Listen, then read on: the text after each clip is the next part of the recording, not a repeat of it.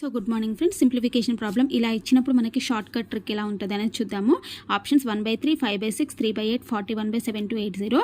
అయితే ఇక్కడ మీరు చూడండి, ఈ రెండింటికి మధ్య డిఫరెన్స్ ఎంత? 1కి 4కి 3, 4కి 7కి 3, ఇక్కడ 7కి 10కి 3, 10కి 13కి 3, 13కి 16కి కూడా 3, అంటే అన్నిటికీ 3 అనేది మనకి డిఫరెన్స్ అనేది కామన్గా ఉంది. కాబట్టి అప్పుడు ఏం చేయాలంటే 1/3ని కామన్ తీసేసి ఇక్కడ ఫస్ట్ నెంబర్ 1/1, ఓకేనా, 1/1 మైనస్ ఇది చూడండి 1/1.4 కదా. అయితే 3 అనేది కామన్ తీసేసినాం అనుకోండి, అంటే అన్నిటికీ డిఫరెన్స్ 3 ఉంది కాబట్టి 3 కామన్ తీస్తే first number 1/1, okay, last number 1/16, ఓకేనా.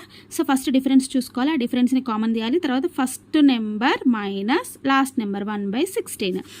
ఇప్పుడు ఎల్సిఎం చేస్తే ఏమవుతుంది? 1/3 ఇంటూ ఎల్సిఎం అనేది మనకి 16 అనమాట. అంటే 16 - 1 అంటే ఎంత? 1/3 ఇంటూ 16 - 1 అంటే 15/16. So 3 1s are 3, 3 5s are, ఓకేనా. సో మనకు ఆన్సర్ ఎంత? 5/16 అనేది ఆన్సర్. ఎక్కడుంది? ఆప్షన్ బిలో ఉంది, ఓకేనా. So thank you very much.